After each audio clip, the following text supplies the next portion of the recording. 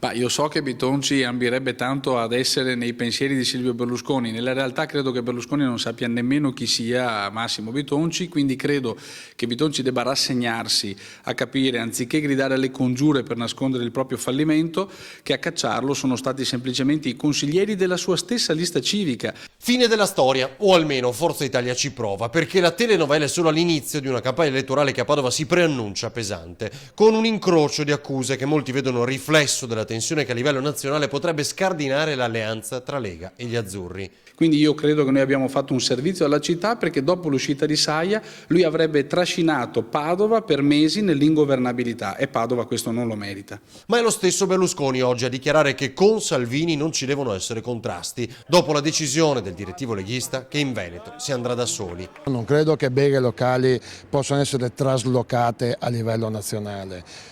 Non credo che per un sindaco si debba mettere in discussione come per un assessore, perché voglio dire, Bitonci quando ha mandato via me avremmo